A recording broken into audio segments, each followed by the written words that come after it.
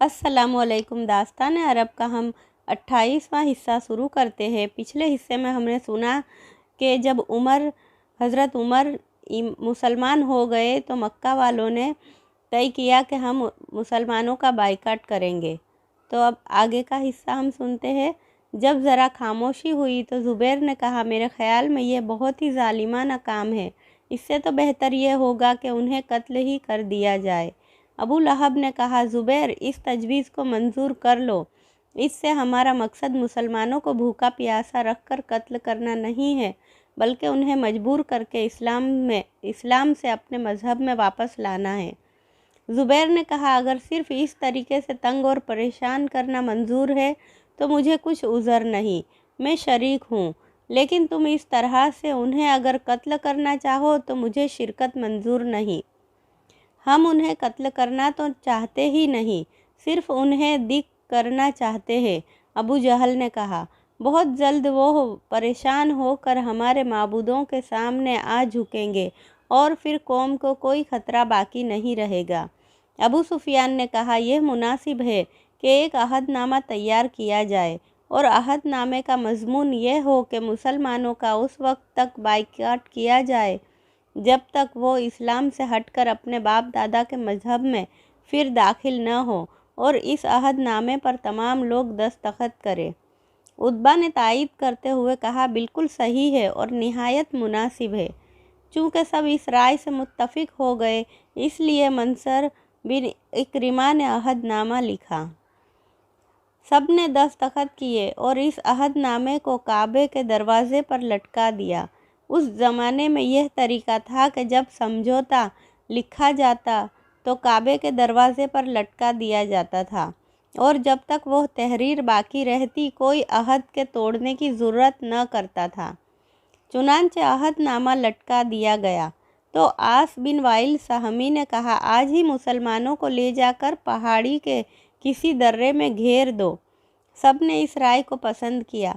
चूँकि उस वक्त तमाम असरदार लोग मौजूद थे, इससे अच्छा मौका और कब मिल सकता था। सब उठे और सीधे दारे अकरम में जा पहुँचे। यहाँ मुसलमान जमा थे। वो असर की नमाज से फारिग हुए थे कि अबू जहल ने उन्हें कौम के मुत्तफ़िका फ़ैसले से खबरदार करते हुए कहा, अगर तुम लोग मोहम्मद सल्लल्लाहु अलैहि वसल्लम का साथ छोड़ दो तो तुमको आज़ादी दी जा सकती है। तमाम मुसलमानों ने एक ज़ुबान होकर कहा, मर जाएंगे मगर खुदा के प्यारे नबी सल्लल्लाहु अलैहि वसल्लम का साथ न छोड़ेंगे। अबू जहल झल्ला कर बोला, न छोड़ो, खुद ही दर्रे में तड़प कर मर जाओगे। अबू जहल ने कहा, तुम पर इतनी मेहरबानी की जाती है कि जो सामान इस वक्त तुम्हारे पास है अपने साथ ले जा सकते हो, मगर इसके बाद फिर कोई सामान न मिल सकेगा। मुसलमान दारे अरकम में से निकले। चूँकि उस वक्त तक हुजूर सल्लल्लाहु अलैहि वसल्लम ने कुफ़ार से मुलाकात करने या लड़ने की इजाज़त न दी थी, इसलिए खामोश अपने अपने घरों को जाते रहे। जितना सामान था अपने साथ लिया और सियब अबी तालिब में चले गए। सियब अबी तालिब एक पहाड़ी दर्रा था। यह दर्रा अबू तालिब के नाम से मशहूर था। चूँकि हुजूर सल्लल्लाहु अलैहि वसल्लम के सरपरस्त अबू तालिब थे, इसलिए ये मुसलमानों के साथ जाने पर मजबूर कर दिए गए। तमाम मुसलमान सियब अबू तालिब में जाकर पनाह लेने वाले बन गए। अबू जहल ने कुछ लोगों को उनकी निगरानी पर मुकर्रर करके हिदायत कर दी कि कोई मुसलमान इस दर्रे से बाहर न निकलने पाए, ना किसी आदमी को उनके पास जाने दिया जाए। इस तरह मुसलमान दर्रे में कैद कर दिए गए। कुफ़ार कुरैश ने जो अहदनामा तैयार करके काबे के दरवाज़े पर लटकाया था, उसमें बातें तो बहुत कुछ लिखी थी, लेकिन ज़िक्र करने लायक कुछ ही बातें थी। एक तो यह कि जब तक मुसलमान इस्लाम से फिरे नहीं और बुत परस्ती न अपनाए, बाइकाट बराबर जारी रहेगा। दूसरे, जो लोग हुजूर सल्लल्लाहु अलैहि वसल्लम के पास रहेंगे या उनका साथ देंगे, जैसे अबू तालिब वगैरह, उनका भी बाइकाट बराबर जारी रहेगा। कबीला बनु हाशिम से अबू लहब को छोड़कर मेल जोल, शादी ब्याह और लेन देन वगैरह सब उस वक्त तक बंद रहेंगे जब तक अबू तालिब मोहम्मद सल्लल्लाहु अलैहि वसल्लम का साथ न छोड़ दे। یہ اور اسی قسم کے بہت سے قاعدے اس میں درج تھے۔ کعبے کے دروازے پر عہد نامہ لٹکائے جانے سے تمام قبیلوں نے اس عہد نامے کا احترام کرنا شروع کر دیا۔ اس بائیکاٹ کی بنیاد پر عام خیال یہی پایا جانے لگا کہ اب مسلمانوں کے دماغ ٹھیک ہو جائیں گے، وہ ٹوٹیں گے، اسلام چھوڑ دیں گے، اس لیے فتنہ ہمیشہ کے لیے ختم ہو جائے گا۔ دنیا کی تاریخ میں اس قسم کے بائیکاٹ کی مثال اس سے پہلے نہیں ملتی کہ خود وطن والوں نے کسی گروہ کے لیے زبردست بائیکاٹ کیا ہو کہ لوگ دانے دانے کو محتاج ہو جائے۔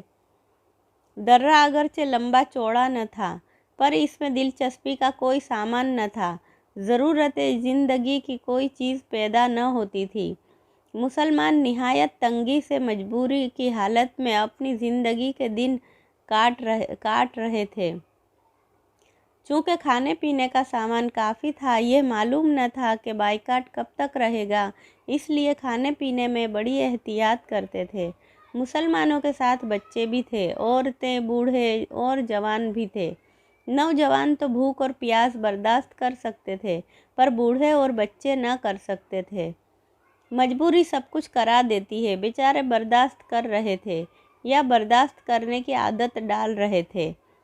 سن 7 کے محرم کے مہینے سے یہ بائیکاٹ شروع ہوا تھا۔ اب ذی الحجہ آ گیا تھا، گویا پورا 1 سال بائیکاٹ جاری رہا۔ مسلمان بھوک اور پیاس کی شدت سے نڈھال اور بے حال ہو رہے تھے۔ جو سامان لے آئے تھے وہ ختم ہو گئے تھے، اور سامان کون لاتا اور کس طرح سے لاتا؟ مجبوری سے مسلمان پیڑ کے پتے کھا کر دن کاٹ رہے تھے۔ چونکہ ذی الحجہ کے مہینے میں حج ہوتا ہے، حج کے دنوں میں ہر آدمی پر سے پابندیاں اٹھا دی جاتی تھی۔ اس لیے مسلمانوں پر سے پابندیاں اٹھا لی گئی، گھیراؤ اٹھا لیا گیا۔ مسلمان درے سے باہر نکلے اس حالت میں کہ تن پر پھٹے پرانے کپڑے تھے، بھوک سے کمزور اور نڈھال تھے، چلتے ہوئے لڑکھڑاتے تھے۔ ظالم سے ظالم آدمی بھی اس حالت کو دیکھ کر رحم کھا سکتا تھا، مگر کفار مکہ کے دل میں رحم نام کی کوئی چیز جیسے باقی نہ رہ گئی ہو، وہ ذرا بھی نہ پسیجے۔ مسلمانوں نے سب سے پہلے خانہ کعبہ میں جا کر نماز پڑھی، طواف کیا، حج سے فارغ ہو کر بازاروں میں خرید و فروخت کے لیے گئے۔ ابو جہل ساتھ گیا، باوجود کہ آج حج کا دن تھا، کوئی منائی نہ تھی، لیکن وہ آج بھی لوگوں کو مسلمانوں کے ساتھ چیزیں بیچنے سے منع کر رہا تھا۔ تمام کفار ابو جہل کی طرح ظالم نہ تھے۔ زیادہ تر لوگوں نے مسلمانوں کی حالت پر رحم کھا کر ان کے ہاتھ سامان بیچا۔ شام تک مسلمان جتنا سامان لے سکتے تھے لے آئے اور اس کے بعد پھر درے میں چلے گئے اور پابندی لگ گئی۔ جب تک مسلمانوں کے پاس کھانے پینے کا سامان رہا، احتیاط سے تھوڑا تھوڑا کھاتے رہے، پر جب کھانے پینے کا سامان ختم ہونے لگا تو پھر فاقوں کی نوبت آ گئی۔ مسلمان خود کم کھاتے، بچوں کو اچھی طرح کھلاتے، مگر اچھی طرح کیا کھلاتے؟ صرف ایک وقت تھوڑا سا ستو گھول کر پلاتے تھے۔ رات اور دن میں ستو کے کچھ گھونٹ کیا سہارا دیتے، کچھ ہی گھونٹوں کے بعد پھر بھوک لگ جاتی۔ کھانے کے لیے بچے چلاتے، ضد کرتے، روتے، لیکن کھانا کہاں تھا جو دیا جاتا؟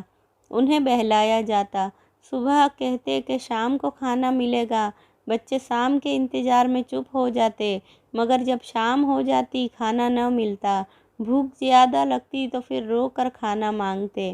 ان کے رونے سے ہر مسلمان کا دل متاثر ہوتا تھا، مگر کیا کر سکتے تھے؟ کھانا کہاں سے لاتے؟ کیسے ان کو کھلاتے؟ تمام بچے سوکھ کر کانٹا ہو گئے تھے۔ قریش کی ظالمانہ پابندی سے مسلمانوں کی زندگی اجیرن ہو گئی تھی۔ وہ حضور صلی اللہ علیہ وسلم سے لڑائی کی اجازت مانگتے تھے اور آپ اجازت نہ دیتے تھے۔ بغیر حضور صلی اللہ علیہ وسلم کی اجازت کے وہ کام نہ کرتے تھے۔ صبر و استقلال سے وہ سختیاں برداشت کر رہے تھے۔ آگے کا قصہ ہم اگلی ویڈیو میں سنیں گے، تب تک کے لیے اللہ حافظ۔